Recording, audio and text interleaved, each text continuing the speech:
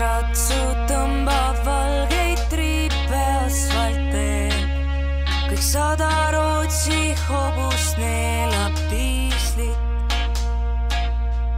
Ma ei ole tüdruk, kes on kõige halvem veel, kuid ka ei leia minu sarnast piiblist.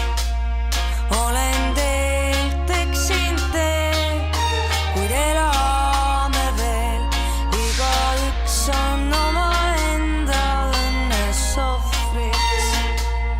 Olen teelt eksinud teel ja elu mõrud suudused on klepekana mälestuste kohvrid.